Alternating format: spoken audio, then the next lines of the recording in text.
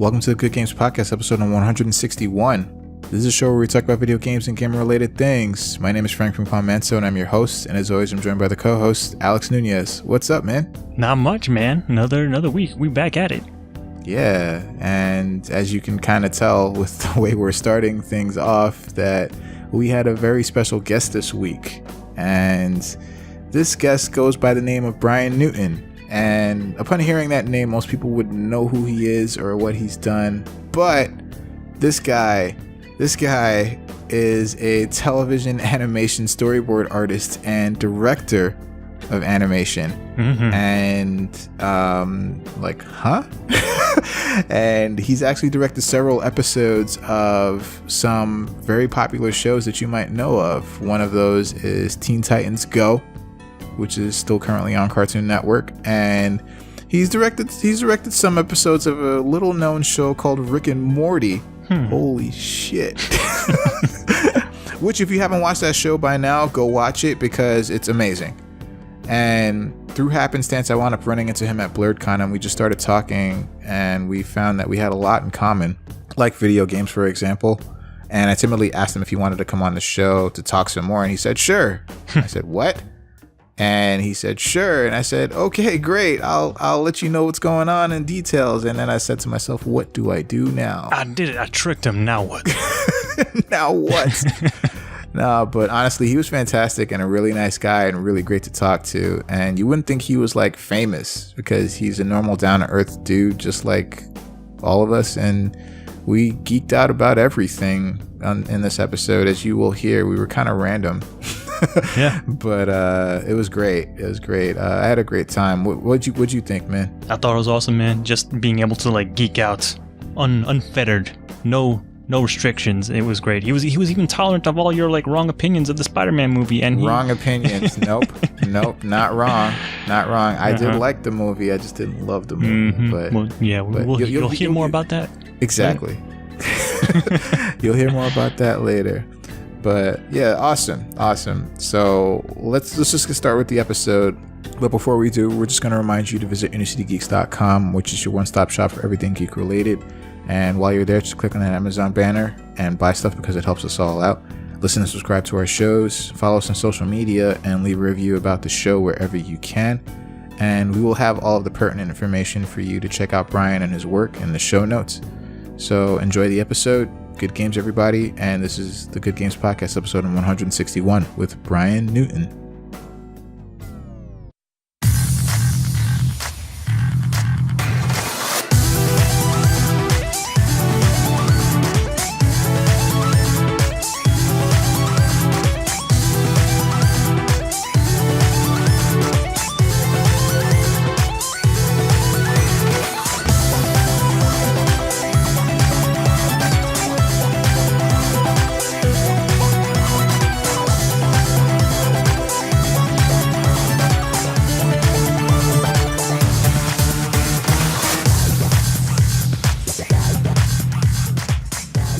All right. Hey, Bryan. How's it going? Hey, Frank. It's going okay. So, Bryan. Inside jokes. Yeah. Oh, yeah. Big time. But this it's been fun. It's only been 12 seconds. Yeah, the longest 12 seconds ever. Got a long way to go. So, Bryan. So, thank you for coming on the show. You have a very interesting profession. I do. And can you just explain what that profession is? I am a director in animation. Television animation specifically. Anything that we might have seen before? Have you seen right now Kapow for Disney Channel? I have. Okay. I wasn't expecting that. Maybe Teen Titans Go? Is that a thing? Teen Titans Go is a thing. Yeah, it is. And let's see, what else have I directed on? I don't know. I don't know. Nothing else comes to mind. Wait, there's that one thing. There's that one thing that it's. I can't remember the name. Well, isn't it called Mort and Mindy? No. It's close though. It's something like that. It's Doc and Marty. No, that's closer, but it's gonna kill me. I can't think of the name of this thing. I gotta get this, Alex. You gotta help us out, man. Like, what do you know? I don't know. I don't watch that under the radar stuff. I watch the just the highly popular stuff that crops up that rises to the top. Well, what are the kids watching nowadays anyway? There's a show that they're watching, right? And it's kind of like Doc and Marty, but it's not like a Back to the Future thing, you mean? Yeah, it's like a Back to the Future parody sort of thing. Oh, you know what? I figured it out. It's Rick and Morty. Oh, yes. I've heard of it. God damn it. You've directed episodes of Rick and Morty, dude. And sure, your audience is already way ahead of us by now. Yeah, they're like, that was like 3 minutes too long. Well, we got Pat out. We got Phil time. I know. You gotta draw this out more. Stretch it out. 2 minutes and 45 seconds. All right. So, dude, that is honestly, that's like amazing. I had no idea like who you were when I ran into you at BlurredCon, and that's awesome. Can you just kind of take us through how that happened? Okay. Do you want the long story of my career or just Rick and Morty specifically? Ooh, we got a bad time. Jesus. I think I already did this at the panel convention at BlurredCon. Oh God. So you can go into Rick and Morty specifically. Yeah, it's no problem. So I've been by that point I've been working in the business like 8 years. I was born and raised in LA, so getting into the industry was a little easier because like I went to school out here, and then like I met other professionals who were also working in the business, and like I got jobs that way. But when I got to Rick and Morty, I had already worked with Harmon and Justin on a short for Community. Like we did a short animation on season 2. Oh wow, that was. Oh, I by the way, I love Community. I think it's like the best sitcom. Me too. Ever. I was already a fan when I got asked to work on it. I was like, oh boy, yeah. So we did that with a couple of friends of mine, Matt Taylor and Mike Chillian. His claim to fame is also he did a Channel 101 show called Mythbusters, which I kind of helped out with on his last episode. And Matt Taylor, he was just responsible for doing the Exquisite Corpse for the season 3 intro, with like all these different animation styles of Rick and Morty strung together. Yeah, and he was also one of the lead animators or sequence animators from Super Jail. So we all three of us were like, we got to work with Justin and Dan on this thing, and like that's how I got to know Justin. And Justin was already working on kind of the concept of Rick and Morty, and he just needed someone who could draw boards, and that's kind of what I do. Storyboarding, which is a thing in animation, which you draw out the panels and the sequences, which eventually get turned into animation. So it's kind of like laying out the groundwork of where the characters are, how the characters act, what madness ensues, where the camera is, etc., what the background looks like, all that stuff. This is kind of blowing my mind. I'm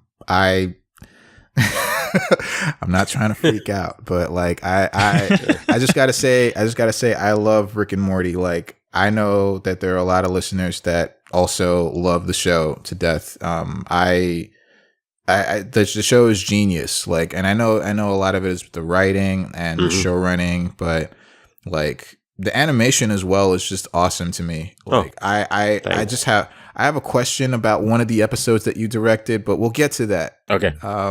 But yeah, go ahead, please. Yeah, so like Justin just hit me up one day, and I was already working at Cartoon Network on another show, Problem Solvers, and he needed a board artist to kind of like board the pilot. So this was before Adult Swim even like greenlit the show. It's just Justin was doing the pilot to sell to the show. And like I was working nights for like a week, helping him out with this. I did the cold open, and there's even a cold open that we did that never got animated, which is one of my favorites. And I did the sequence with Frank and the Bully. I did the chase sequence at the end with the portal and the Federation guards, where it's just they're just robots, Morty. It's okay to shoot them. Yeah.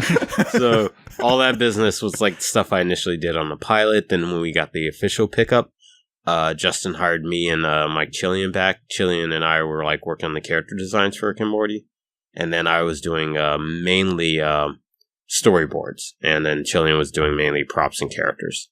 So yeah, between the initial start of the two of us for like a week or two, we were basically building the groundwork which would eventually become Rick and Morty. And it's been a lot of long hours working with Dan and Justin going forward on that show, and a lot of other friends who I've known through the business. I'm sure. To get it to this point, which is my inside joke with all my friends is I always say when I see references to Rick and Morty, I'm like, this show's too popular.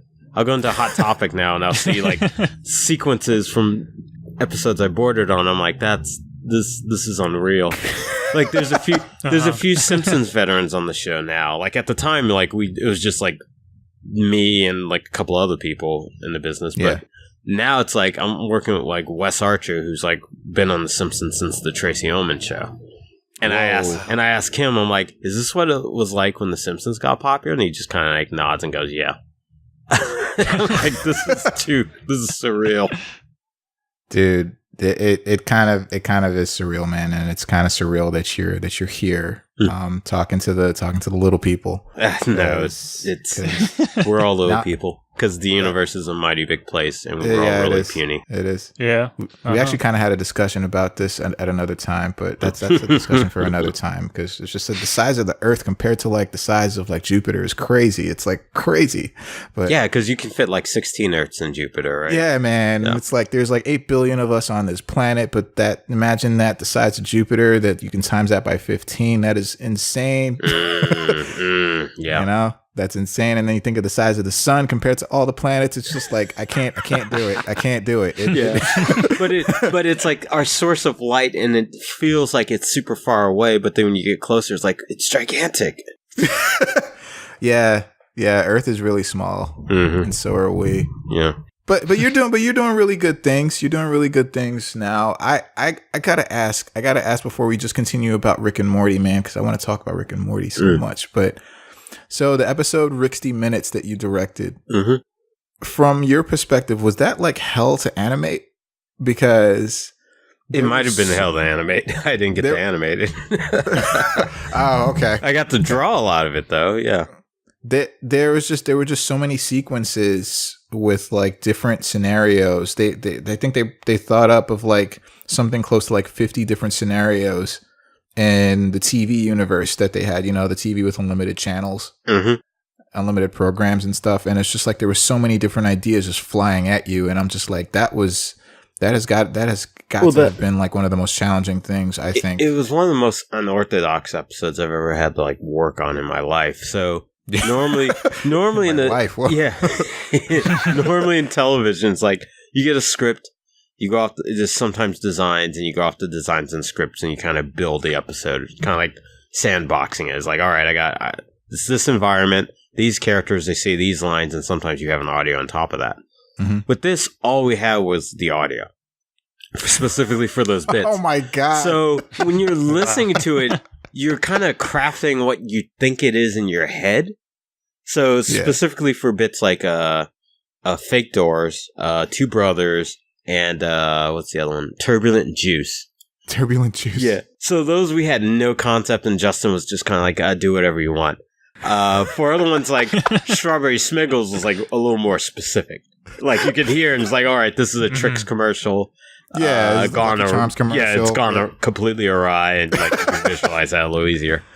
But there are others like Ball Fondlers, and I think we discussed this on the DVD, which we had no concept of. Like, I don't think even that materialized until the very end of the episode. What? And that was the one that made like repeat appearances. Yeah, so initially it was done in one go, and then we just kind of cut it up and used it. Because like that's the other thing, it's so modular that you can like use pieces of it at different points. Because I think Weekend of Dead Cat Ladies was always kind of the end.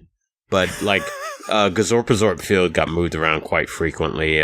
Crick Mysteries, I think, was always towards the beginning. So if anything, that was always our bookend, but everything else was just like wherever. Like a fucking Mr. Sneezy. I'm Mr. Sneezy, ka-choo. Also, that Fiat is my car. It's just not red. Really? Yeah. Yo, the Gazorp Field one was awesome. Yeah, I love Gazorp. Oh my god. Juan Meza Dion did both of those, and he put the Fiat in there. He's like, I'm going to use your car, dude. I'm like, all right, that's fine. Yo, I was I just remember Gazorp Field. It's just like I sure hate Mondays. Fuck you, John. I hate my mama Mondays. I hate my mama Mondays. John. Like fuck you, John. Weak, you stupid, weak, stupid, white, white guilt. Piece of human garbage. He's like, hey, Gazorp Field. You usually pretty mean to me, but this day you went too far. I don't give a fuck. I'm Gazorp fucking Field, bitch. Now here's the fun part. Like, Justin cracks at the end of that, which is by far the best part of that skit. But it was our kind of go-to, just to show you the difference between like what like Justin's input and like where an artist on the show might get the input, something like this. Right. I think it was our call. Definitely have him like kick the plate or the water at the end of it. We were just like, he should just kick it because he's just a dick. Oh my god, this is classic stuff, man. Rick Minutes was awesome. I love that episode, and I also love the Meeseeks episode, man. Thanks. That was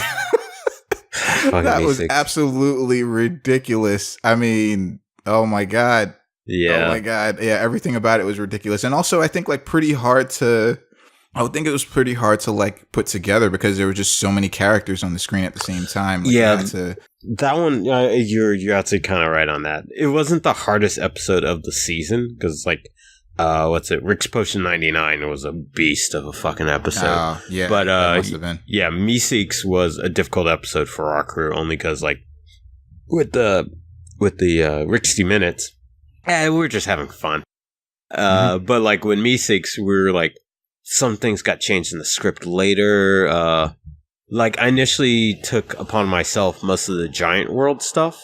So, there was a whole court sequence that got cut out and reduced to almost nothing. Like, the version you see is basically where we lost maybe like 2 pages out of that. Oh. Yeah, there was like there was more back and forth. I think at one point maybe Rick or Morty takes the stand. And there was like even the bit with like the giant jury, which got cut out. So yeah, it just got reduced to the fee-fi the faux home joke. Yeah. Yeah. So like stuff like that can happen when you're doing an animation production. Sometimes things get cut for time, or maybe if like it's like weighing down an episode or the jokes just aren't selling. That's really their call. And sometimes you're slugging through and it's like, I've already done all this work. Yeah. But I think that's like a part of the industry, though. Like, there's so many things that you'd like to see in there, but that just don't make it. Yeah, and some things you're glad that get cut out. That get cut, yeah. For example, I had to fight to keep Booby Buyer in there. They almost cut that out. I was like, no, this is the best part. I'm gonna. It's like, don't cut this out, Justin. I had to sell it because, like I said before, like sometimes you don't have designs of these things. So I told Justin like my vision of that scene, and he was like, "Let's go for it." He's like, "Go for it," because I remember in the script, the script, his dialogue is as said, but I think in the script they even describe him like squeezing into a hole. I was like, no, he should like fucking crawl into the background, and while they're still having a conversation, like this weird, creepy dude just like disappeared into a crack in the wall. Yeah, it's a crack in the ceiling. Like, oh, what a shame! But yeah, so like stuff like that can happen, and but ultimately, like it's about Jellybean and what happens in Morty and that. Oh my god, that was yo, that was like they weren't losing that. Yeah, I was watching it with my wife, and she was like, "Oh my god, this is the episode where Morty almost gets like raped in the bathroom." And I'm like, "Yeah," and she's like, "That was intense," and I'm like, "Yeah, it kind of was." We were watching it like in silence. It was just like really hard to watch. Like it was crazy. It was trying to make it as uncomfortable and as real as possible because like Justin was definitely under the implications like we can't make fun of rape. I'm like I understand. Like it had to be like serious, a serious moment. It was like crazy. I was like, oh, this is intense. Like, yeah, totally. Yeah, man. And then and then all the Meeseek stuff was just like at first it's like, all right, this is a weird character and like he's solving everyone's problems except for Jerry's. Mm-hmm. And then because it had to be Jerry. Right. And then it just explodes in the living room. That sequence was like probably the last thing we really got together. I remember that's probably the only all-nighter we had to do that season. Whoa. Yeah. Not all-nighter. I've pulled all-nighters on other shows. Midnight. Midnight, I'm done. Yeah. But yeah, man, the like I loved like the Meeseeks. I don't know, for some reason what stuck out to me was the like after all the Meeseeks disappeared, after Jerry finally took 2 strokes off of his game, there was the one Meeseek that was just like I'm a Mr. Meeseek stickler. What about your short game? Admittedly, her read of what the fuck is going on, was the first time in that show I fucking died. Just hearing her audio now, I'm like, that's the funniest thing I've heard. Just like, what the fuck is going on? It kind of and then when the stickler Meeseeks pulls her over with a knife to her throat, and she's like, "Oh my god, what about your short game?" I want her to return. She also has a name, and I can't think of it right now. But I want that woman to return in subsequent Rick and Morty episodes. No, man, the show is fantastic, dude. I know one of my friends, the episode with Unity was one of his favorite episodes. Unity ever.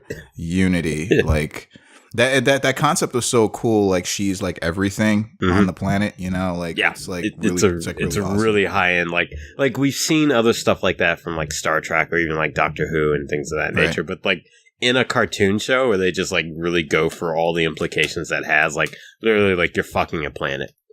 Yeah, an entire planet. Yeah, and on a related note, always enjoy seeing Unity cosplay.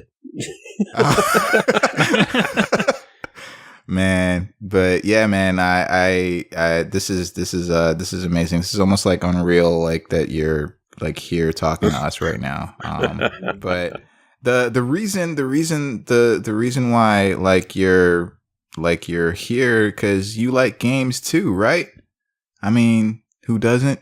So like, yo, what games do you like, man? Like, what games do you play?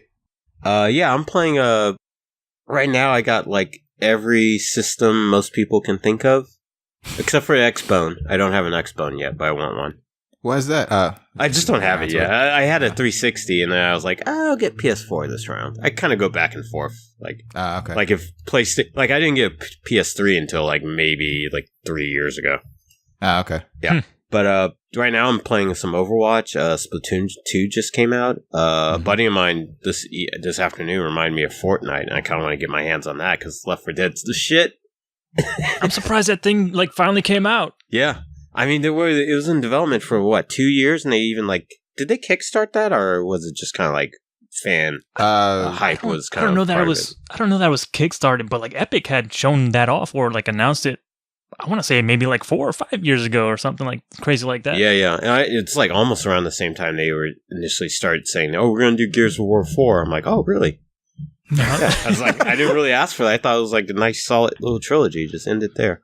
Yeah. And then they came out with Judgment. Like, we could do more of these. You're like, I don't know. Let's do 7 more. Okay. Just on the quick Epic tirade. Not even a tirade, just kind of what I enjoy about Gears of War. It's basically Lord of the Rings for jarheads. It's just like it's the exact same concept. Like the locusts are just orcs. Yeah. Just like if you Urukai. Yeah, and you just inject all the Fellowship with like fucking steroids and like chainsaw guns. It's the exact same premise. Oh god. And you have your wow. This is like who's it? Like Baird is Legolas, maybe. He's Legolas and Gimli. Maybe Cole's more Gimli. Yeah, I think Cole's more of a Gimli, and maybe this is a weird comparison, but, but like, so Marcus would be Aragorn. Yes, he's like Aragorn and maybe Samwise, because like the hobbits have to fit in there somewhere. And what's his face? His homie who, spoiler alert, he dies. Dom. Dom, yeah, fuck Dom. Dom. Yeah, I forgot about Dom. Yeah, Dom's Boromir and a little bit of Frodo, because he goes through some shit. Yeah. Yeah, I can see that, yeah. Mm-hmm. Definitely that Boromir. Yeah. And Boromir's the homie. Game of Thrones as well. But yeah, like, I mean, I grew up on video games. Like, I'm a kid of the 80s, so we had the classic Nintendo system, and then Genesis, Super NES. A friend of mine, my best friend, he had the Sega Master System. So I actually got to play that. Like, in the back in the day, it was like, oh, Alex the Kid was like comparable to Mario. Now no one knows who Alex the Kid is. No one knows at all. No. It's kind of like TurboGrafx 16 with like Bonk's Adventure. Totally, yeah. It's like, who? You know, it's the caveman with the giant head who would headbutt people. Yeah, it's people like, what? Yeah. Listen, man, that's all I got. It's like, look at this head. I can barely stand upright. I have a giant head. I have to use it. That's even the power of good. Yeah, it looks like fucking Charlie Brown with a... Didn't he have like one like good tooth, I think? Because like Bonk like one tooth, and he also had a club, which he never used. He never used the club. I think his club was like his sub-weapon or something. It would be great if like he got a club upgrade and turned into like the hammer from Donkey Kong. It just kept that'd be cool. Yeah. Just like killing everything though. Yeah, totally. And then like I don't think I've ever missed a generation of video games. So like if I had a Genesis, then a homie of mine had a Super NES. And if I had a Sega Saturn, then my homies would have the PlayStation. If I got the PlayStation, then someone else would get the Dreamcast. It was just kind of like bounced it back and forth, and I kept that going all the way until currently. Nice. Yeah. So since you've had them all or experienced them all, like what's your favorite? Like, is it like and what's your favorite and why? Is that because of the library or just because of the system's power or what? And maybe it's on my mind because of the mini, the Super NES. Yeah. That's a lot of people's favorite. Yeah, if I had to choose, because like the library is super bright, super colorful, a lot of classic video games. Man. And then role-playing games, for sure. You're talking about like Final Fantasy 2, Final Fantasy 3, 4, and 6 locally now. Yeah. And then you're talking about Chrono Trigger is the greatest game of all time. Hands down. And then the Legend of Zelda, Link to the Past, one of the best Zeldas ever. Next to, obviously, Ocarina of Time and Wind Waker. And Twilight Princess for the kids. It's different. What about Breath of the Wild? Breath of the Wild is really good. It's really good, but it's not about the story. Yeah. It's fun. It's like I killed almost 200 hours in that game already, but yeah, Super NES is just... It also like conjures feelings of like hanging out with friends back in the day, and you had nothing but unlimited time and nostalgia. So that's fun. Nice. Yeah. Oh, and Super NES. Yeah, Super Nintendo. God, Super NES. Nintendo 64. Sorry. Also really good. GoldenEye. That was a good summer. And Mario Kart. GoldenEye. Yeah, I spent an entire summer playing GoldenEye with a friend of mine, and I had no idea how to play the game. By the end of the summer, I was like killing him and all of my friends. Oh yeah, you like I have a buddy we grew up with. His name's Shaka, and I got really good at Street Fighter and GoldenEye because of him kicking our asses. Street Fighter, really? Mm-hmm. Really? Well, if you've listened to the show at all, then you would know that we are fighting game aficionados. we like fighting games a whole lot. So awesome! If anybody mentions Street Fighter, I'm just funny side note. My cousin way back in the day was a Mortal Kombat forum moderator, like in the mid to late 90s. Nice. Yeah. Wow. Yeah, that's pretty cool. He was quite proud of that. And so, like him and another friend of mine, if I ever need like to refresh myself on like Mortal Kombat lore, I would just ask one of them. I'm like, okay, all right, enough already. I don't care anymore. It's like, but wait, why is this character like? What's her story? What's his story? It's just like, oh yeah, but this character has a connection with this character. It's just like, all right. That's why I love listening. I love the last two games, Mortal Kombat 9 and 10, because it's a good way to like refamiliarize myself with that entire world in nice, like condensed game format. Nice package. Yeah, and then like 10's great. It's fucking fantastic. I haven't played Injustice 2 yet, so I'll get that one once all the DLC characters are released. Yeah, that's smart. I couldn't wait. I bought into the hype, and I'm like, fuck it, I'm just gonna get it right now. Yeah. People are pooping on it pretty hard right now. But with the DLC, once that all comes out, then it looks like it'll be a more complete game. Yeah, for sure. But that story mode is fantastic. Yeah, the last one was great too. So I'm actually more excited by this one. Yeah. It's really good. Yeah, Warner Bros. Interactive has really been nailing a lot of their story content. Like, I have to finish Shadow of Mordor before the War comes out, and then all the Batman's Arkham games are pretty stellar too.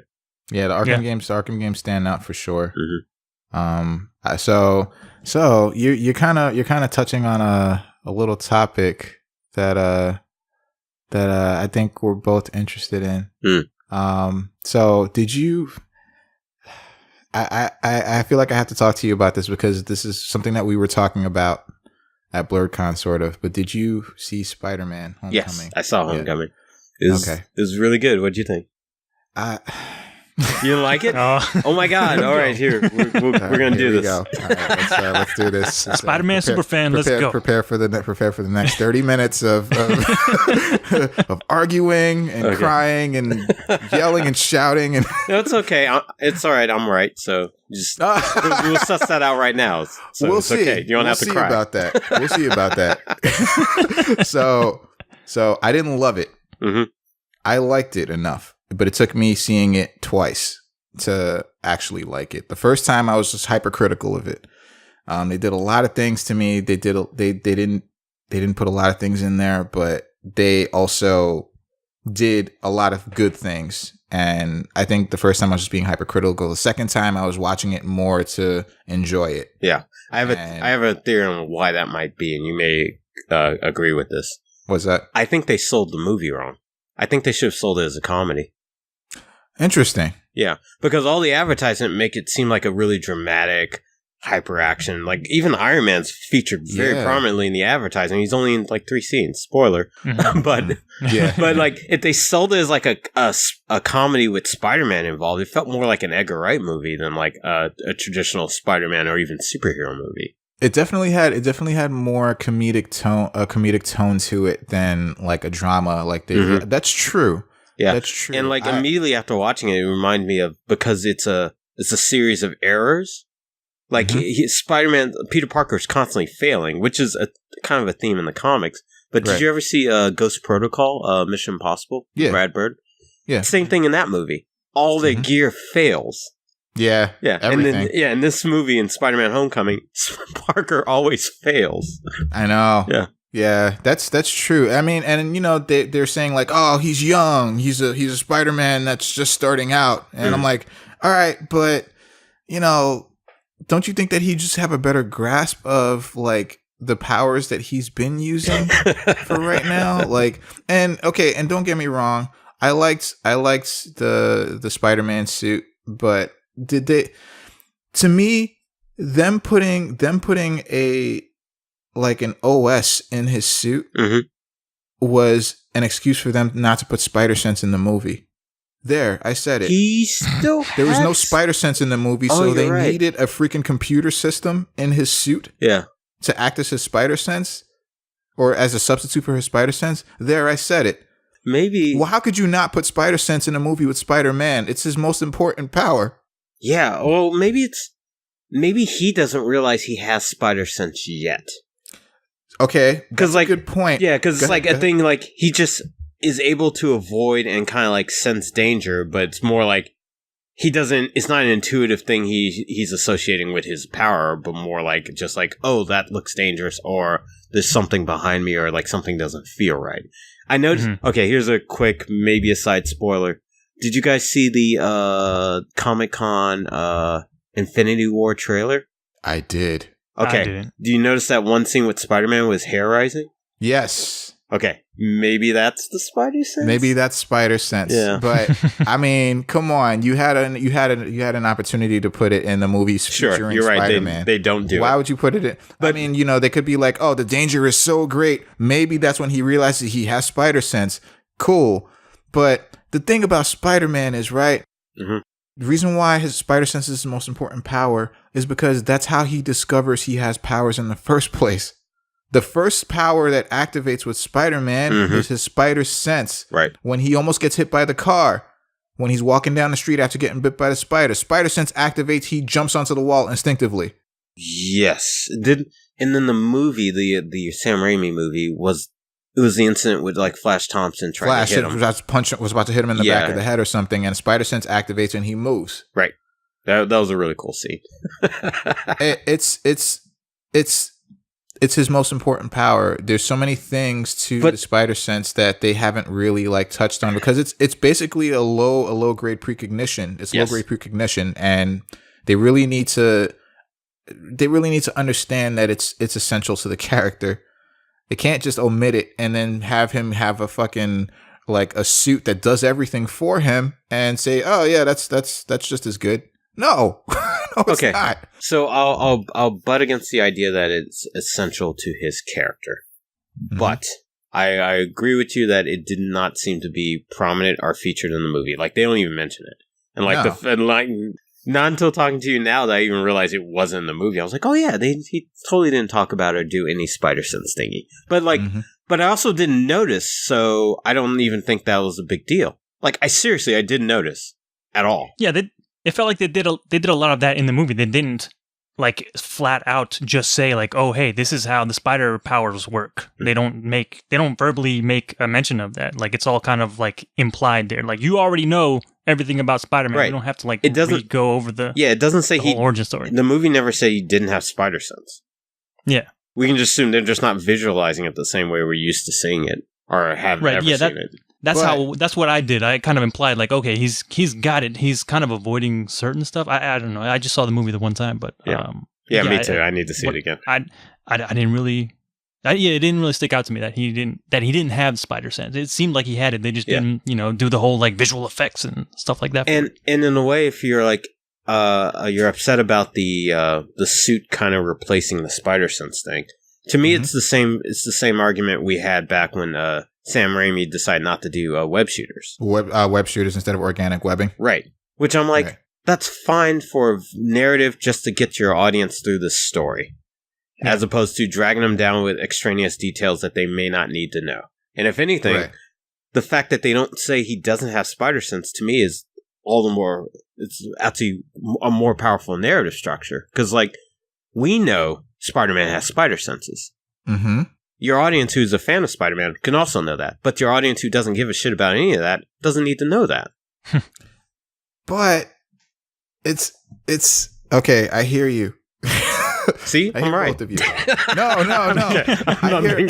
I hear both of you. But again, back to what I was saying.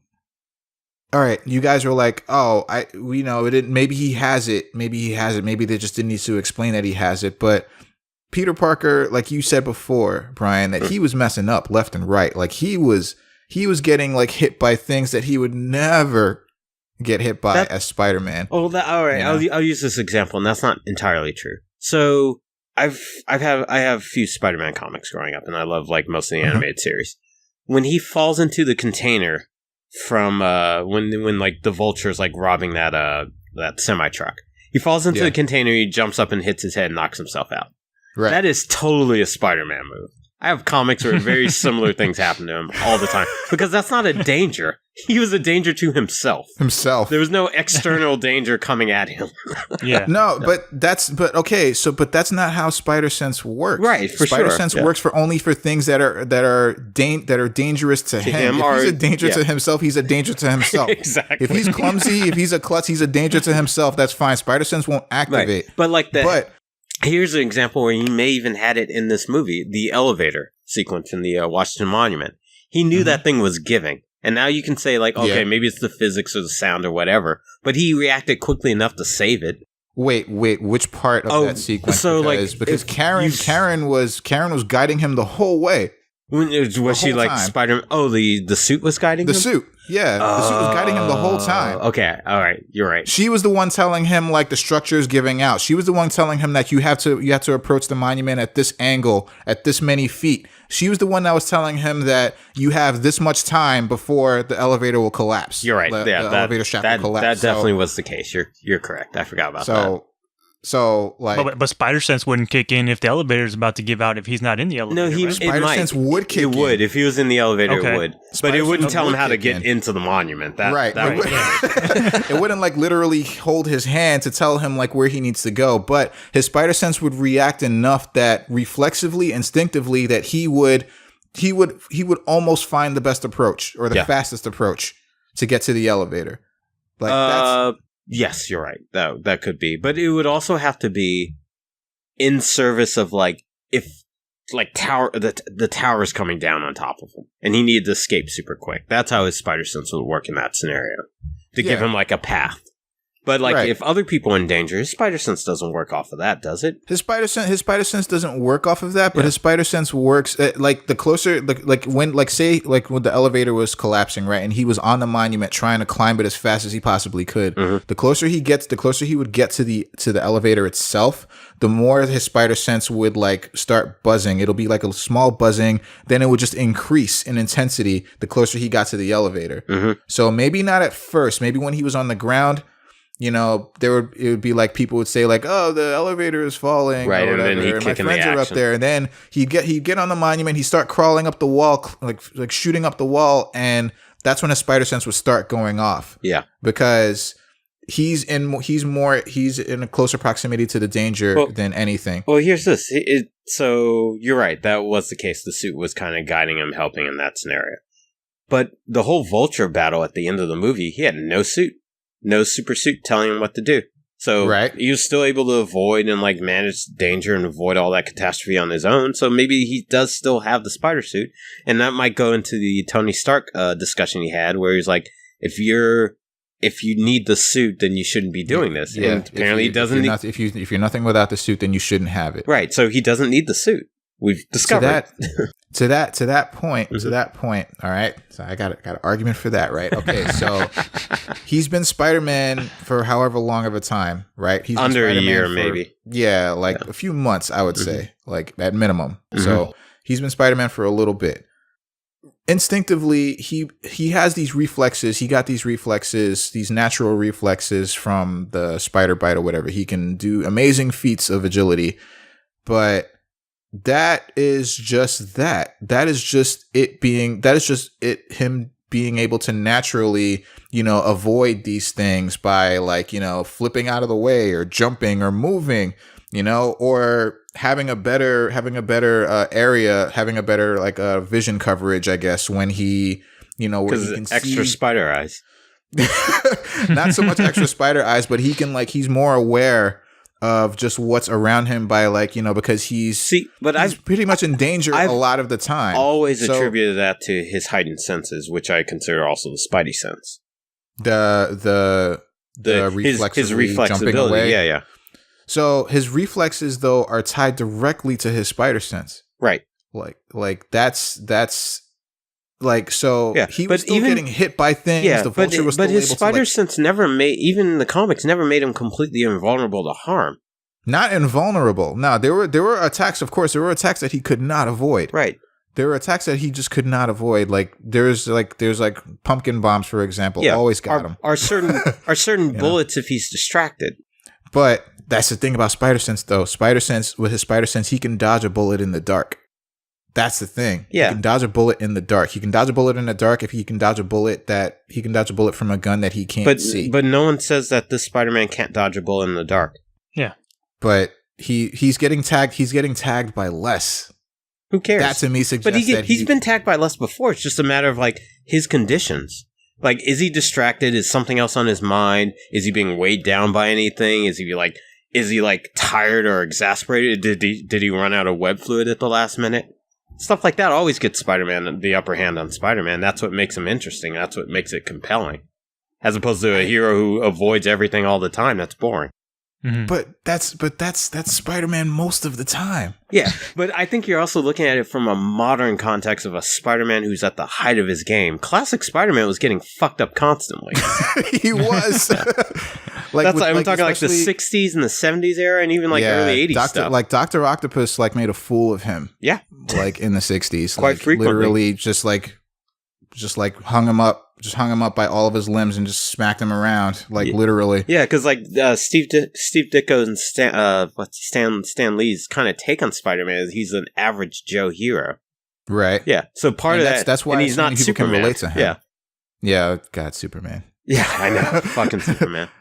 But he's not Superman. He's not Batman. He's not like a golden age myth of a character. He's kind of like, we get like any one of us gets spider powers. And yeah, it's going to be awesome for a while. But every so often, fuck, I got piss on my leg. Or like some fucking random villain is interrupting my prom. Or I got to make it to the bank, but I didn't make it in time because I got to stop this bank robbery. And yeah, that went smoothly. But then I missed out on like making my deposit. So rent's late. Or I'm having a really shitty day. I just broke up with my girlfriend. I don't really feel like being a hero today. So I get having a good time at work. So I get smacked with Scorpion's tail, even though most days I probably could have avoided that. And then I say, fuck this hero game. And I throw my suit in the trash and I walk off.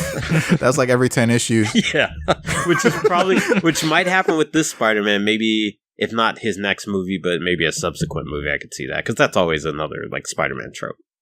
Yeah, and another reason why I didn't love the movie is the whole Miles Morales thing, man. Like they basically took Miles's story and just plugged it into plugged Peter Parker into Miles Morales' story, and it's not just with like Ned. It's like being Genki. It's just like everything. Mm-hmm. Well, because Miles is a more interesting character. Yeah, thank you. Yeah, my buddy of mine has a really good.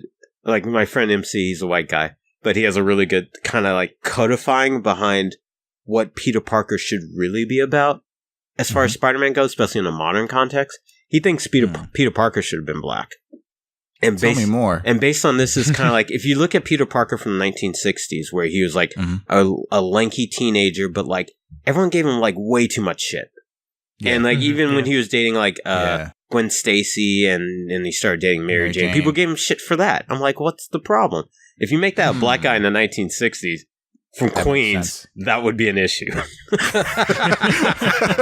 so he tells me that. I'm like, and like a poor kid living with his aunt, doesn't have his parents around. You're like, oh, yeah, that would actually work a little more. And so like he was also upset by the fact that they don't just do Miles Morales. So I'm like, I get it. But like the little Easter egg they had in there was just like, to me, it was just like, all right, cool, yeah, that means they've established that he could be in this universe. But to me, it just wasn't enough. They needed to. I think they needed to pay more credit. I think give more credit. If the studio was more confident with, because I mean, the last two Spider-Man movies weren't good, but. If the studio is more confident with bringing back Spider-Man, they would have done Miles Morales. The thinking behind it, and I think we all are aware of this, is the fact that, like, our parents don't know who Miles Morales are. Right. They know Peter Parker. Like, my dad knows Peter Parker inside and out, but I tell him Miles Morales is like, who's this guy? It doesn't matter if he's a Puerto Rican or black or whatever. It's just like, that's not Spider-Man. Right. Yeah. That's exactly it. It's marketing. Yeah. It's just that they can't sell Miles. They can sell Peter Parker because like everybody knows Spider-Man. Everybody knows his story. Like if you're in the womb and you haven't been born yet, you know his origin story. You know who he is. But especially since this franchise has been like rebooted like three times. Like, right. Which is great that they speed things up. Yeah, they didn't do an origin story, which is great. And if they did Miles, they would have had to do an origin story. Unless they would just turn Miles into Peter. Yeah. Right. Which they did. And like, right. Right. But like, which they did. And what's most unfortunate about that is that Spider-Man's one of the few characters, even as a kid, I figured this out. Spider-Man can be anybody. Like that's the thing. Yeah, you can't make Batman. I love Batman. You can't make him a brother. It's not going to work in the same context with Bruce Wayne just black in 1930. I'm like, nah, he's not going to be a millionaire. That would make him a billionaire. How? Where did you get your money from? Exactly. They'll make him another character that could be a really cool character, but it's not Batman. Yeah. Yeah, it's not saying that true. Batman can't be black. It's just like that's not Bruce Wayne. It just logistically probably wouldn't make a lot of sense. Right. You'd have to construct a whole story based on that. You'd have to yeah. Yeah. And so you have to retroactively take away a lot of things. Same thing with Superman. Yeah. Oh, absolutely. Yeah, that's why we make our own characters. You got Icon. Superman is the icon, unfortunately, and I hate to say it, but being an icon also means being you can't change things. Being white. Oh, you can't change that. In this society, you can't change the way it is. That's just the way it is. But we've had an Asian Superman before, and that was Dean Cain. So maybe we can go back to it. I already saw a posting of a dude who's like a gorgeous fucking Japanese dude who's like he's like 50 years old in the best shape I've ever seen. I saw that picture. Yeah. Oh my God. I'm like, and they're like, Superman, please. I'm like, yeah, sure, he can be Superman. Yeah, I also don't buy it. I think like, no, he's not 50. I'm like, yeah, no, that dude looks like he's like 32. Like, I was gonna say like 31 tops. 31 max, yeah, absolute max. If you're looking at him in bad lighting, but yeah, man. Like, no, I saw that picture. That dude is like, what? Yeah, I'm like, I don't believe it. But if you cast that guy as Clark Kent, I think that's fudgeable. We can do that. It's easier. It's an easier sell for people. Maybe. Yeah. I mean, it's a lot better. It's a lot better with what they're doing. There's just been all that controversy with all these movies coming out with characters that are not white, that are being cast with white people, and people are like, what? And like losing their shit. Yeah, and there are a lot of people who don't get why that's a problem, because like we have so few heroes and heroines that like you can't take them from us. Yeah. That's fair. why, and that's why like people are highly anticipating and freaking out over Black Panther, man, because Black Panther is going to be like, I mean, Wonder Woman. Haven't you heard Black Panther's too black? People are complaining already. Oh my God! How dare they? Like, seriously, I saw that and I'm like, shut the fuck up! Like, I hope someone like, did that. I hope someone was stupid and did that as a joke. It could have been, but it turned into something. Yeah, it's true. It turned into something bigger just like than what it was. The Finn stormtrooper, when John Boyega got revealed that he was in the stormtrooper outfit, and everyone lost their mind. They're like, "Oh, the stormtroopers are black? What? That's not right." I'm like, what couldn't they be? It actually makes more sense since the Empire is like space Nazis. They're like, yeah, it's from South Park. It's Operation Get Behind Darky. I totally would buy the stormtroopers being black. Like Operation Human Shield. Yeah. Oh my God. Yo, like, for real though, it's just like, why? Like, I was like, when I saw that, I'm like, you know what? I'm not even that upset. I just want to know why. Why can't they be? Yeah. Why can't they be other people? You know, there are other people that exist in this world. Sure. It's possible. I mean, like, I've had this discussion with friends of mine from the original Star Wars trilogy. I love the original Star Wars trilogy because they make it very clear that the Empire is a white male patriarchy. Yeah. Yeah. There's no women in the entire Empire, and they're definitely not, like, of status. And then, and you look at the rebellion, the president's a woman. And when, like, an Empire Strikes Back, there are aliens, there's, like, people of color. Right. People with beards and women all over the place. It's the same thing. It's the same thing along the same lines with Star Trek. Like, Star Trek had a lot of diversity, especially for its time. The original series. Mm-hmm. My mother's had a lot of diversity for its time. Yeah. You know, and it's not just like aliens, kind of being euphemisms for people of color, but it was just more like, you had black people, you had Asian people, you had Latino people, you had actual different cultures in there, and then you had aliens too, right? And so those aliens bring their own issues on top of it, right? Yeah, it's just like, this is all good. It's all like pretty inclusive, and especially for its time, it was very, very inclusive. It really broke a lot of barriers, right? Because Gene Roddenberry is smart. He used the aliens to hash out our issues, because in this utopian future society, we, as far as race and gender is concerned, we kind of like figured most of that out, even though in the original Star Trek, gender was still very much an issue. Mhm.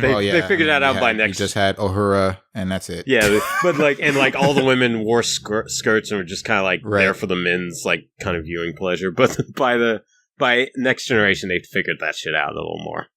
Yeah, that's very true. And it actually kind of reminds me of Zootopia. I'm not sure if you saw it. Yeah, but I've seen Zootopia. Zootopia is amazing because even though it still does like the masking of Like the polar masking bears of like being- people with with animals, but like it was amazing because it dealt with like real shit, like real issues, and it's just like in a Disney movie, no less. In a Disney movie, it's just like, and it wasn't even like subtle.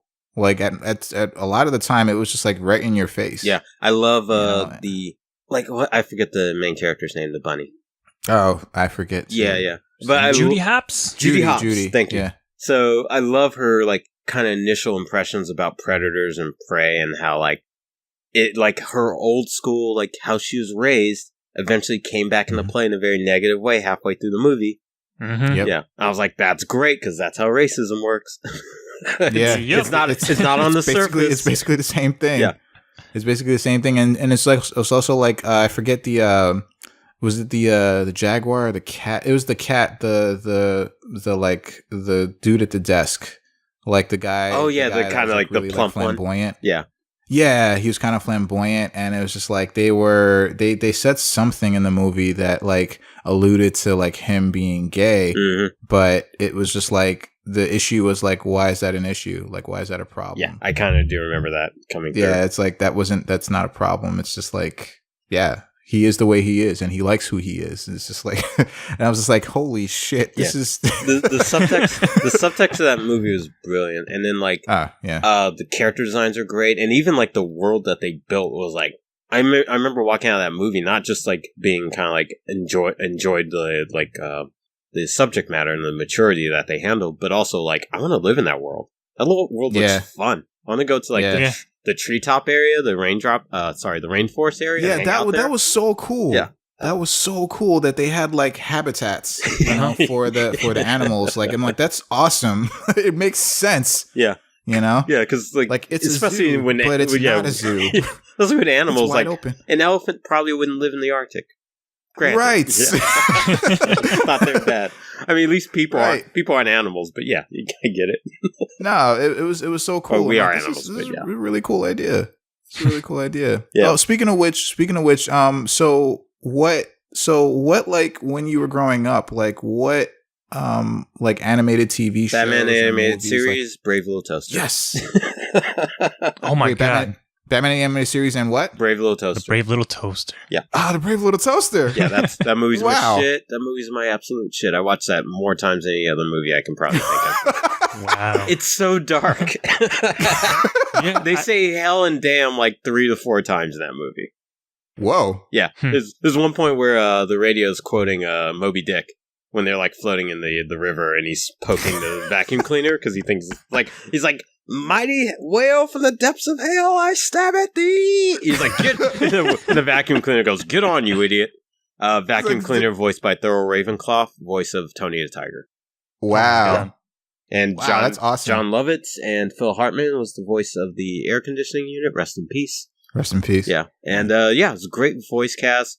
Decent songs. I really enjoyed most of them. And like timing, character design wise, really influential, like some of the best stuff. And a lot of the Pixar people who went on to form Toy Story worked on that movie. Like Joe Rath was the director, and he directed I want to say Bug's Life, but that might not be correct. But yeah. Okay. A lot of Pixar people worked on that movie. John Lasseter also was like behind the scenes on Brave Little Toaster. And thematically, if you compare that to Toy Story, you can totally tell. Yeah. Oh. Yeah. Interesting. Mm-hmm. I have to take another look at the Brave Little Toaster because I watched it like once. Yeah, don't watch the sequels, just the first one. It's just like Land Before Time. Yeah, don't watch exactly. the sequels. Just watch the first one. First one is amazing. Exactly. And then the next 13 were just awful. Like, why did they make 13 more? They just kept going. I know, it's crazy. Like the Land Before Time. I'm like, do they? I would ask the question. I'm like, do they ever make it to the land before time? They do so many of those. Like they were still producing those when I was like in high school, maybe college. I'm like, who's watching that? That movie came out when I was like 5. Who's watching these? Yo. Like I watched The Land Before Time too, just because The Land Before Time was amazing. Mm-hmm. So I was like, yeah, of course I watched The Land Before Time too. And I'm like, what the hell? And I was a kid. I'm like, what the hell is this? Disney started doing that to us too later, and it was like, you're not going to get me with these sequels, Disney. Oh, Mulan 2, The Lion King 1.5. The only one I got in 2 and 3. Yeah, the only one I'll give any legitimacy is Pocahontas 2, because it's when she goes to England, and that's actually part of the Pocahontas story. Oh, that's actually accurate. Yeah, so I'm like, all right, that's fine. Or any of the Aladdins, those are fine too, because that's just like I saw an adventure series. Those were the ones for me. Those were the ones they got me. It's just Aladdin 2 and 3. I'm like, all right, fine. Yeah, and now you're done, Aladdin. Then I watch a whole lot of the TV show too. So which they won't put on DVD, and I'm fucking pissed by that. I want that series. They will not put it. No, they won't put it on DVD. Yeah, that sucks. I know. I want it because like there's some good episodes in there. Yeah, man. So you say Batman the Animated Series, huh? Yes. So what's one of your favorite episodes? Heart of Ice, Over the Edge. Over the Edge, yes. Over the Edge. I saw that when it came out, and me too. Yeah, and it freaked me out so much that immediately I'm in LA, so we had the Chicago feed, and in Chicago they aired on Sunday mornings. The same episode that we had Saturday morning. Fucking recorded that thing, watched it all week, dude. Every day. I got home from school, played it, rewind it, played it again. Rewind it, played it again for like a week straight. That was when I was also still like taping episodes of shows. That was way back when. Mm-hmm. And that episode completely just blew me away. Yeah. Like from the that the episode started, it was just like on 11 the whole time. And I'm like, the last episode done by the animation team from Japan. It was that episode. Really? Yeah. Oh man, they went out with a bang. Yeah. Crazy. I always consider that the 100th episode, even though it's not in the production schedule. It should have been. Dude, that was an amazing episode. It opens with freaking Batman and Robin getting shot at in the Batcave. By the police. Wait, what? By the police. And then Commissioner Gordon says, Bruce Wayne, stop right there. And I'm like, Bruce, what? How do you? The whole episode is just like Batman loses Alfred, Batman loses Nightwing, Batman he sends Robin away, and he's just left alone. And then he's left alone. Villains are coming after him. He fights against Bane. Yeah. He fights against the one dude that broke him. And I'm like, even though it didn't happen in the animated series, but like nearly happened. Nearly, but like he fights against Bane. He's like, I'll fight to the death. And I'm like, wait a minute. Yeah, Batman's like, it makes no difference now. And I'm like, it makes no difference now? Well, even still, you had that one part with like, you see Batgirl die, and like, fuck. Yeah, man. Yeah, I forgot all about that. That's the whole thing that started that whole thing. Oh, yeah. Like, that sequence was fantastic. I mean, you see her like get knocked off the roof. And the whole time I'm thinking, like, why didn't she just use her bat grapple? Shoot her grappling gun, right? Just save herself. Yeah, but I mean, it's thematically, it's necessary. So, like, she hits the car and you see it. Yeah. And then they don't like flash. They don't flash the animation, you know? And then Gordon gets out of the car and, like, watches his daughter die right on top of him. Right in front of him. And then the camera zooms up to the rooftop and Scarecrow's laughing. Yeah. I think Batman's holding him. Scarecrow off the roof at that point. Oh, I thought so too. But he just gave him this right hook, man. It's just like he gave him a right hook so hard that he crashes into the wall and he just goes unconscious. Yeah. It's crazy. I mean, there are really good episodes within that season of Batman animated series, but anyone who gives that season shit hasn't seen that episode. I'm like, that episode's worth the entire season. And also worth the entire art change too, because like some of the animation coming out of that is the best they've ever done. It was so the DVD set, right? Mm-hmm. Why don't they release this on Blu-ray by now? What's going on? I assume because they just released Mask of the Phantasm, those might be coming. Oh my god! Yeah, I assume. Do it now. I don't have any inside knowledge.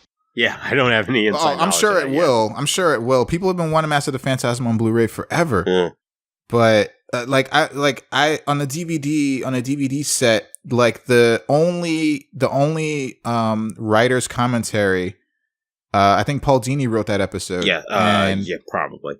And if it's that good, he probably did. But the only writer's commentary on that episode, on the entire DVD set, on the entire 4th DVD set, was only for that episode. Like, they didn't do any kind of commentary or extra special feature on any episode except for Over the Edge. Yeah, and I'm like, that's the one to do it on. That's that. Yeah. It's obviously it's my favorite episode in the entire animated series. Agreed. I know there have been like other really good ones, but it's my favorite. On that one for sure. Like it's my favorite. The only one that can contend on that one for me personally is just the first episode of Mr. Freeze Heart of Ice. That was good. Yeah. D-Freeze is good too. D-Freeze was really good, but all the Mr. Freeze episodes were really good because he's a character with such a deep story. The one episode I don't like is Cold Comfort, when they return him. Not for any... it's because of the head thing. That always... that bugged the fuck out of me. The head spider thing? Yeah, I never liked that. I was like, what'd you do? Why'd you ruin him? What'd you do? Yeah. Like, Sub-Zero's a pretty good movie. I enjoy it. And then even his return on Batman Beyond, where he gets his body back, and that new Freeze suit, also great. Because, like, for Mr. Freeze, he's one of my favorite villains of Batman, is that he is a dude who basically had everything taken from him and just doesn't give a fuck anymore. Yeah. So he doesn't need to lose his body. He's already done. He'd rather just come up against something that can stop him. Yeah. And he pretends not that he doesn't care anymore. That he doesn't care. He's such a compelling character. He's always been one of like the deepest characters. In Batman, period. Yeah, like I have my top 4 are Mr. Freeze, Two-Face as number 2, and then Joker number 3, and I really like the Mad Hatter because I think he's kind of fascinating. The Mad Hatter's your favorite villain? He's in my top 4. He's number 4. Oh. Especially Mad Hatter from the animated series, because I think, who hasn't been rejected in life? But that dude goes way overboard. Yeah, it's just like, come on, man, it's fine. Yeah. It's like it's not that serious. And what's great now, especially now we're older and like time has passed and we've evolved as a species, quote unquote. Fuck Trump. But quote unquote. The Mad Hatter episode's a perfect example of kind of like a men's rights bullshit. Yeah. Because it's just like, how dare she doesn't love me? She led me on and blah blah blah. Like, come on, dude, you just got rejected. It happens. She was still your friend. You just fucking wanted something out of her she didn't want to give you. Nah, it's just like another. Yeah, it's basically like another dude that got friend zoned and he didn't want to accept it as that. Yeah, and then of course he turned into his little sociopath. That kills people. Yes, that's why I like the Mad Hatter. I think, and like his voice actor is Roddy McDowall, legendary character actor who's in the original Planet of the Apes. Great voice. Oh, nice. Yeah. Yeah, no, I always liked I actually reminds me of the episode. It was one of the WB episodes where they crossed Batman and Superman together. It wasn't like the world's finest, but it was the one where Superman dressed up as Batman. It's Night Day or Night something. I forget. Yeah, I forget. I know it's something like that. But that when all the villains are like playing poker, I think. No, well, that was a different episode, but all the villains almost got him, yeah. Yeah, but all the villains are like in the same room, and like Bane takes Batman out, quote unquote, but he doesn't realize it's Superman. And Mad Hatter had so much great dialogue in that one scene, and I just remember him saying like, "My word," when Superman gets up, as like, because Bane literally threw like a freaking giant like totem head onto Batman. And I'm like, he's dead. What's fantastic about that episode? It makes it so clear. You can see how Batman and Superman are totally different. Not just in their approach, but even their stature. Like, when Superman stands, he stands at full attention with his chest out. Yeah, because nothing stops him, where Batman is more guarded. Yeah, he's crouching. Yeah. He's sleeking around. He's going to dodge that hit. The only time he, like, looms over someone is, like, when his cape is completely covering him. He's trying to intimidate someone smaller than him. Right. Yeah. And it's just like Superman just like went in there, and I'm like, and Robin, and I got to give it to Robin in that episode, because Robin was like, showed why he's like the best sidekick ever. Yeah, because he knew Batman better than like Superman knew Batman. He knew Batman better than Batman probably knows himself. It's just like, you got to approach it this way. You have to do things this way. He normally wouldn't do things like this. And I'm like, I got to give it to him, especially that was Tim Drake. And I'm like, yo, he got the job done. Yeah. But Superman just like waltzed in there, and he's just like, "Hey guys," and Bane's like, no. I have to rewatch that episode. I haven't seen that one in years, but I know exactly what you're talking about, because that was one like Brainiac like kidnapped Bruce Wayne, so Robin didn't know where the fuck exactly. Batman was. And it was so cool too, because like what you said is correct. Like their stature was completely different. Yeah. Completely different. Superman was bigger. Yeah. You know, even though like they both had, even though like it seems like all the men in that were drawn in that series had like 64-inch chests. You know, love it. They wore like a 64 regular in suits and stuff. Yeah. But like Superman was bigger physically. Yeah, even like the way he stands, like Superman always stands with his feet very close together. Yeah, right. And Batman never stands with them way. far apart Yeah. because he's always ready. He's got to be ready to move. Yeah. Yeah. And where Superman's just those tiny legs. Because of course he had tiny legs. He'd fly everywhere. Yeah, I know. He didn't have to walk or run in his life. Yeah. I know. But yeah, man, like, yeah, I'm so glad it's Batman animated series. I'm so glad that was like one of your like influences. It's so cool, man. It's one of my favorite series ever. And come on, WB, just put it out on Blu-ray already. I'm trying to think. They have, like, if they do Batman, that's going to start like an avalanche, because they'll have to eventually do Superman Beyond, the Justice League series as well, maybe Static. Like, they need to do a complete set of Static first and foremost.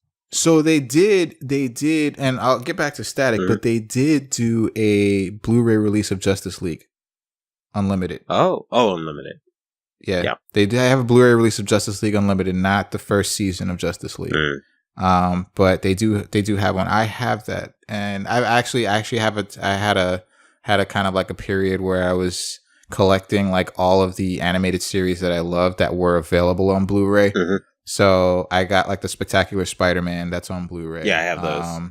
Justice League Unlimited's on Blu-ray. I got Young Justice was on Blu-ray. I need to do season 2. I'm behind, especially before 3 comes out. Absolutely. But Static Shock. Speaking of which, Static Shock, I saw his picture profile in the new Justice League. Yeah. He's probably gonna be in it. Great. Yeah. He looks great. the Static series is one of those where it's like, it's also Zeta Project too. Everyone forgets about Zeta. Right. I remember the Zeta Project. Yeah. It was a spinoff from Batman Beyond. Yes, it was. I remember that episode. But yeah, Static's just one of those shows where it's like, I didn't think that show would ever get made, and it got made, and I have mixed feelings about it because the quality dip in the animation was significant. And the color choices were odd. A lot of people like it because they enjoy the characters, and that makes sense. But for me, I was like, come on, man! You didn't put your C team on this. You put your D team on this. Oh man! And it bugged me because by that point I was already in high school, and I'm like, I'm drawing these characters myself, so I'm like, I know how to do this. Come on, put me in the team, coach. I'm ready. Yeah. So like, if they ever brought back Static Shock proper, I would be like, no, let's fucking A-team this. Especially now, because like Static's such a cool character, and potentially he's their Spider-Man in the DC universe. Right. So. Right. That like he's got that everyday hero. Got the same everyday hero, same optimism. Joking around all the time. Yeah, secret teenage life. Yeah, I remember there was one episode, and I think everybody knows about this episode in Static Shock, or at least has seen it. But it was the episode where it's like Richie's dad was like being like super racist to Virgil. Such a good episode, classic. And I was just like, holy crap, like they're doing this? Like this is a kid's show. And they're doing this. Dwayne McDuffie, dude, because they didn't shy away from that stuff. Even Justice League, I super appreciate him like adding that perspective. So it's like, they're not just heroes in a idealized world where like good guys are good guys and bad guys are bad guys. No, bad guys. There's subtext always going on, like the fact you have very few women running around, and some of the women wear scantily clad outfits. What's that about? How do they function? Why are they wearing armor? Wouldn't that be better and safer? Yeah. What's the coolest thing? Safety. Wear bulletproof vests. Wear body armor. Yeah. That's why I really enjoy like Wonder Woman, the movie, and sometimes in the series. I think they did this in the animated movie as well. Which Wonder Woman, because you're usually growing up with Amazons and they just like wear whatever. They're practically half nude anyway because Greek culture. is that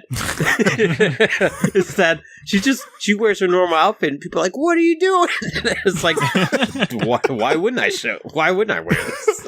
Like this is my battle outfit. Yeah, like really? They're like, you're distracting. He's like, that's your problem, not mine. I remember in Justice League Unlimited they had, I think it was 2 episodes, but they had like 1 episode devoted to just like all the women. Yeah, this girl fight. That episode's awesome. Yeah, directed by or boarded by Joaquin Dos Santos, who worked on Avatar. Yeah. Oh, nice. Yep. The animation in that episode was amazing. Yep, that was Joaquin. Like, he did all those fight sequences. Throughout. Like all those fight sequences were amazing. Yeah, that was the time when I finally felt that, like, ever since later Superman, later Batman, and all through like Batman Beyond, animation started to go over to Korean animation studios. Like, they stopped doing the Japanese studios around that time. And that's that episode of Justice League when I finally felt like the Korean studios became as good, if not better, than some of the old Japanese studios. Right. Yeah, I was like, that fight was turbo. Yeah. Yeah. I mean, you had the fucking Huntress and Black Canary in the ring, like, duking out, and then Vixen shows up, and then, like, once Huntress frees them, and then Wonder Woman shows up with Hawkgirl. Like, oh no! And like, that's it. Yeah, even the structure of the fight, you're like, they can't win, and they couldn't. Yo, that's exactly so. I got that same feeling. Once Wonder Woman showed up, like, oh no! I'm like, this is not good. I'm like, Wonder Woman's brainwashed. This is all the girls. It's basically, I got the same feeling if it was like the Justice, replace all the women with the Justice League, and then Wonder Woman is Superman. It's like, you're dead. Or not even like the Justice League. More like if it's like Batman's vigilante crew. Right. Yeah, it's like Nightwing, Catwoman, Batman, let's see who else. Robin. Spoiler. Oh, Spoiler, yeah. All those crew is just like, yeah, you guys are tough fighters and you can probably handle most situations, but you can't handle this. You can't handle Superman. Wonder Woman's the god killer. What are you talking about? Yeah. And I'm like, as soon as Wonder Woman showed up, I'm like, oh no! So yo, that episode was so good. It was so good the whole way through, man. And did Joaquin also do the episode with Catman and Black Canary? I think so. Because the animation looked very similar. Yeah. It's like Joaquin Dos Santos, he's known as like the action board artist. So nice. if there was like a specific grappling sequence, like really technical action, he was probably behind it. Nice. Yeah. Nice. Yeah, he did great work. Yeah. If you translate that all the way into the Avatar series, and you can see. Yeah. Yeah, Legend of Korra too. I love all that stuff. Yeah, he definitely held up Korra. Fun behind the scenes story. I'll say it. Joaquin Dos Santos almost did the new Thundercats. I was working at Warner Brothers at the time when he was still doing the character designs, and they were gonna get him to helmet up. But then Korra got greenlit, and he was like, "I'm bouncing." And but also because of that, there's bad blood between Joaquin and like executives at Warner Brothers. So shit like that happens. Damn. Yeah. Damn. But yeah, man. Let's talk about animation.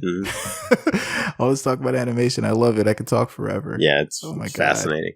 But the new Justice League, I need to watch season 2 so I can catch up on season 3. A bunch of my buddies are working on that show right now. Young Justice? Yeah, because I almost got to work on that show, but like I took a board test for it. My friends Michael Chang and Tim DeVar work on that show, and then like I took a test, and they looked at my test, and they're like, "You would have been better on Batman: Brave and the Bold." I was like, "No." I was so close. I almost got to work on a Batman show or two. Like I was at Warner Bros. When they were doing Brave and the Bold, but I was working on the Looney Tunes show, so I probably should have tested for that show while I was there. But yeah, like my buddies are working on that. Speaking of Spider-Man, I got a bunch of my friends over at Insomniac, so I got friends on that project too. Nice. Oh man. Yeah. Can you? I can't Can you even tell us anything? I don't know anything. No one else knows. Like the only thing I did know is that they were doing it, and I knew about that like two or 3 years ago.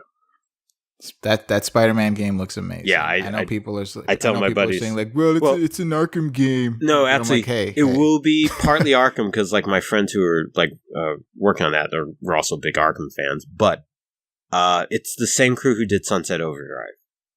Yeah. So they apply those principles, put in the Spider-Man game, and it should be a good time. It makes a lot of sense with Spider-Man, like, you know, being able to like bound and rebound off of walls and web swing and just freely move like above ground. It makes a whole lot of sense. Yeah, and it's probably like, the fact that they're just going to build this like New York. I'm like, wow. Yeah. Good luck. I was at E3, and I was at the PlayStation Theater when they showed a live demo of the Spider-Man game, and man, that blew me away, man. It all blew me away. I was just like, this is amazing. I was like a kid, like a little kid. I was just like, my eyes were wide open, my mouth was open. Yeah. I'm like, this is gonna be awesome. Yeah. The only thing I might know, and I'm not even really sure on this, is that I'm hoping they put in that black costume Spider-Man. If I see that, I'll be happy. I'm gonna play the whole game like that. Is that your favorite costume? Oh yeah, because I grew up in the 80s. So nice. Nice. Is Venom one of your favorite villains? Out of Spider-Man's crew, actually, you know what? Venom's up there, but I think I always enjoyed the Lizard. Really? Yeah, because his backstory is fascinating. Like Spider-Man's really good with like tragic villains of science. Mm-hmm. And if I was missing my arm, I'd grow it back. Or at least you'd find a way. I'd find a way, yeah. So I'm like, Kirk Connors, I don't blame him. Yeah, no, I agree with that, man. Because Kirk Connors' Lizard has always been very tragic as well. Yeah. It's kind of like akin to Mr. Freeze in a way, but it's just, and you know, with Kirk Connors, it's like he eventually, because of his obsession with like getting his arm back, he loses his wife, he loses his son. Yeah, and in a way, it's also very similar to Man-Bat. Where it's like, it's the dual personality, so it's the Dr. Jekyll from Mr. Hyde. So he injects himself with the Venom stuff, and he's not really conscious of what he's doing until it's too late. I also love Doc Ock, because Doc Ock is the man. Especially Alfred Molina and Spider-Man 2. And Spider-Man 2? Yeah. Great. Did you enjoy Superior Spider-Man? I think they did some really interesting things, but I'm glad it's over. Oh man, it's Superior Spider-Man. It's so weird. I thought he made a pretty good Spider-Man. No, he did make a good Spider-Man, but it was kind of like it felt very tongue in cheek. Yeah, it was just like the whole like taking over your body. Yeah, like and like that would be great for like a couple of episodes, but then I was kind of all right. Can we return to some normality now? Yeah, because it's just like way too awkward. It was also kind of sudden, like when like Peter Parker like came back into his own head. It was just kind of happened. Yeah, you know. So it was kind of like okay. I think it'd run its course by that point. Yeah. If we want to have like a bigger, broader DC Marvel decision making process, I actually really respect Marvel for doing like batshit crazy stuff like this and committing. Because like if it was DC, they would do that and say, "All right, Rebirth," or "All right, 0 Hour," "All right, Crisis of 2 Hours," so setting everything back to normal again. No, nobody remembers fucking Captain America was a vampire, werewolf in the 90s. Oh yeah, Capwolf. Whoa. Yeah, God. Yeah, so that's why everyone freaking out and being like a secret Hydra agent. I'm like, who cares? He was a werewolf. Man, I think that shock lasted like maybe like an hour. Like an hour. Well, to be realistic, maybe like a week. Yeah. Like, people were like, but the memes. All the memes are great. The memes are worth like with with Spider-Man, like fuck responsibility and Daredevil. I could see the whole time. Yeah, that series of memes is by far one of the best things to come out of that like Hail Hydra. Turn around, Hail Hydra. I thought those were good. It's just like, I mean, all right, come on, like Captain America. They did interesting things like Batman in like the 40s was a joke. Like he was a joke. Like I think straight up until like the 60s. Wait, mainly you're talking about like mid 70s, maybe late 70s. Oh, maybe. Yeah. Yeah. So like, I mean, I love 60s Batman. I grew up on Adam West, but yeah. Oh yeah. It's part of the reason why he survived for so long as a hero, as a popular character, because he's moddable in that way. Again, rest in peace, man. They're all going. I know. It happens. I was actually at Stan Lee's Comic-Con last year, and the last remaining cast members was Adam West, Burt Ward, Julie Newmar, and the other Catwoman. I can't think Eartha Kitt. Right. No, Eartha Kitt died a long time ago. Oh. Yeah, she died like early 2000s. Oh, that's true. Yeah. I can't think of her name. It's the one from the movie. Oh, I don't remember. Anyway. Yeah, now Adam's gone. So I was like, fuck. Yeah. No, it's a shame, man. But, well, all right, man. Listen, I could talk with you all day, man. Yeah, I enjoy talking to you guys, too. I could talk with you all day, man, but I just want to... We'll pick this up again later, though. Oh, yeah. We gotta. I know this is kind of like a weird way to like kind of end things, but I want to like just like so anything coming up that you're working on that you want to like let people know about, like anything. Well, right now I'm working on an Amazon show. If you got kids, they'll probably like it. It's called Little Big Awesome. The pilot's already on Amazon right now. Okay. Season 1 should be coming out sometime next year. I'm still directing. We're on board, so. Early stages. Cool. Rick and Morty season 3 should be airing this week. Yeah. Sunday. Look forward to that because it's been a beast of a season. Yeah. Did you direct any episodes on that? Oh yeah, I have 2 episodes this season. Nice. Yeah. Nice. So you basically have it's 2 per that you've done, right? 2 per season. Yeah. It's the way it breaks down really quick is that just depending on when you start on the show, not like your first time on the show, but just when the schedules work out. Mm-hmm. It's just like order of like number. So like if you're director 1 and 2, you get 3 episodes because there's 4 directors per season. I see. It just breaks down that way numerically. So I've only gotten 2 episodes per each season so far. But I can say that the first episode I directed this season is in the commercial trailer that got revealed a little while ago. So it's exciting because it's about a subject matter I know a little bit about. Okay. Yeah. Cool. Mm-hmm. Cool, man. But man, I feel like we didn't even talk about games. I feel like this was just like do that round too. I feel like this was kind of like a test run to see like where we would fall in conversation. Well, I feel like I could talk to you about anything, man. It's great. Well, I'd have to we could talk about anything because like I've played most games and most game franchises, and even the ones I don't play, I'm still familiar with it because I got homies who play. I got people who play. And they tell me, and like I might have an opinion. Man, actually, one quick question: What's your game of the year so far? Oh God, okay. So 2017. I was about to say XCOM, but that was last year. Yeah. I'm really excited about War of the Chosen. God, it might be Breath of the Wild. I haven't. Okay. I want to play Zero Dawn. I hear that's really good. Yeah. I think the price went down on it recently. I'm about to pick it up because I haven't played it yet either. Same here. It's like $30 now. Oh yeah, I'm about to get it myself. That's gonna get worth it. I spent so much time on Zelda, so I might have to just give that to by default. Right. Yeah. Okay. Mm-hmm. Cool. You play some Persona 5?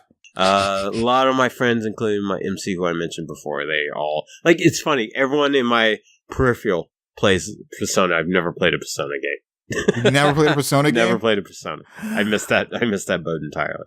Ooh. I even know about like the crazy reveals in Persona 5, but yeah, I haven't played it. Because I'm like, it doesn't mean anything to me. I'd have to play 4, so then play 5, and then it would mean something. No, they're pretty separate. They're separate. No, they're separate. I know, but like the specific reveal I'm referring to in Persona 5. Oh, yeah, okay. You know what I'm talking about now. I do. Okay. Yeah. I think I find all that stuff really interesting. It's true. No, still, you should still play Persona 5. I mean, Persona 4 definitely play too. It's amazing as well, but Persona 5 is definitely the most polished and best. I think the best they've ever done. Well, stylistically, it's also very impressive. Oh my god! Too, so yeah, it oozes style. I can understand. It's all over the place. I need time. I need time. We all need time. Yeah, but. All right, man. Cool. Yo, Thanks. So Bryan, man, I'm gonna end the episode like normal, like we normally do, and yeah, man. Damn it, I feel like this should go on for a much longer time. You guys on the East Coast, it's closer to your bedtime than it is mine. Yeah, that's true. Yeah. Actually, like a little behind the scenes thing. Like whenever we record, we usually don't get done until like 11:30. Oh, I buy that. And then I also do. I also guest on the One Piece podcast, and they're the same deal. Where they're like, "Sorry, guys, you guys record later than I do." So you like anime, huh? Yeah. One Piece and Berserk are my favorites. One Piece and Berserker, nice, awesome. We're actually doing something pretty cool for J1Con coming up. I'm not going to say what it is right now. I've heard of J1. Yeah, but if you're in the area, if you're in Philadelphia at the time, you should come check us out and what we're doing there. It's great. It's going to be awesome. It's going to be fun. Awesome. I hope I can attend. Yeah. No pressure really. It's not. So that's it. That means we're done with this episode. So before we officially go, we'd like you to visit innercitygeeks.com, which is where we are. And we have a bunch of stuff sometimes regarding everything geek. You can view and subscribe to our YouTube channel. It's Good Games. We have some older episodes on there that you can also listen to. You can listen to us on iTunes where you can leave us a review. It's the best thing that you can do for us. Let us know what you think of the show. You can listen to us where all podcasts are available as well. And I also want to encourage everyone to click on the Amazon banner on the right-hand side of the Inner City Geeks page when you visit. And when you do that, it takes you to Amazon, buy whatever it is you were going to buy. And when you do that, a little bit of that will come back towards us so we can provide more show and more content and more guests like Bryan here for you. Yay. Well, Bryan's not getting paid for this. So. Oh. What? Damn it, we almost made it all the way. She stormed off in a huff. Let me finish. All of a sudden the call gets dropped. No, but you can also reach us on all the social media, Facebook, Twitter, Instagram at Inner City Geeks, and you can reach this show on Twitter at Good Game Podcast. You can also email us at goodgamespodcast@gmail.com. We read our emails, so please reach out and just let us know what's going on in your neck of the woods. And Bryan, is there anywhere where people can like safely reach out to you without like stalking you? Yeah, you can watch my Twitter if you want to. If you want to, I occasionally post about Rick and Morty, but if you want to see me rant about politics and America, it's Dark and One Piece too. It's Dark King Zoro, all one word. And also you can check out my old Deviant Art, which I haven't updated in a while. Banendorf, which I have my I have my Zelda piece up there and my Batman series, which I need to continue. Oh, cool. Yeah, cool, man. Mm-hmm. Yeah. So. Oh, also, sorry, No, I can't believe I almost forgot. So we have an animation podcast we do called Animation Success Stories. That's the ASS podcast. That's on YouTube. We usually interview like people we work with and friends of ours. So check those out. Oh, cool. Mm-hmm. That's really cool. Yeah, I almost forgot. Like to check that out. Yeah, I'd like to check that out. Actually, yeah. So good place to plug away. Mm-hmm. So thank you. So yeah, guys. Thank you again, man. Thank you again for coming on and just talking random with us. Like I think. Thank you, Alex. Thank you, Frank. Covered it all. Yeah. No. Thank you for coming on. Mm-hmm. And so we're gonna say goodbye. And yeah, this guy directed episodes of Rick and Morty, and he's directing upcoming episodes of Rick and Morty. So that's just amazing to me. I love that show so much. It's so great. And I love Community as well. Community is the best show ever. And yeah, so in leaving, as always, we say good games, everybody. Good games. It's now, it's never, and I've got to make my decision. This time it could be my moment. If this just a mirage or a chance to fulfill my mission. A river in a dry land, the left is in a lost land, a heartbeat for a demon, a oasis in a strange land. I'm given the balance, but I'm standing on razor's edge now. What quick, all my life is over. One strike just offending, I'm out of his field of vision. Don't ask why I'm ready, but I'm ready to strike him down now. I just saw the new stars, there's no time for indecision.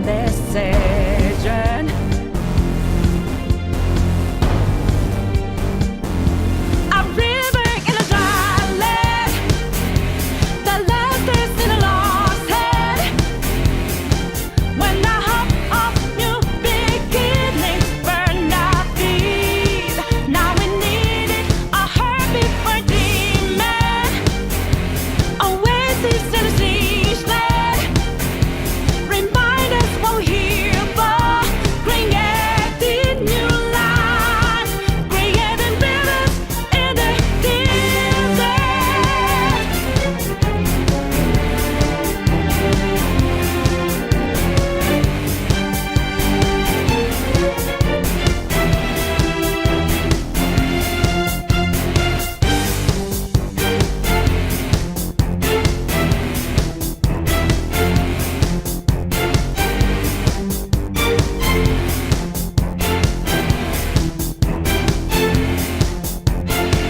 My heart is a furnace, had a selling my word of conflict.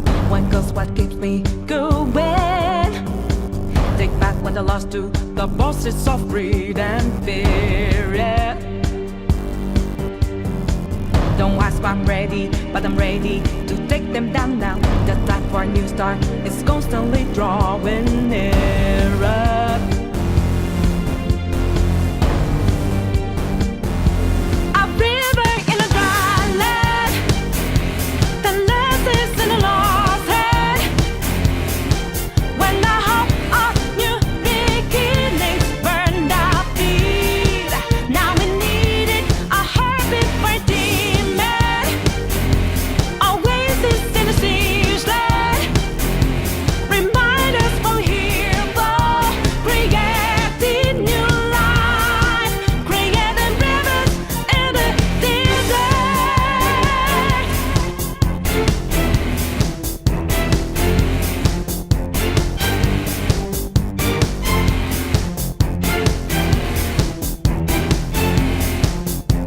When a cool drop of water's all I need, gotta clear my head of anger and greed. A place to refresh heart and mind. Can I find some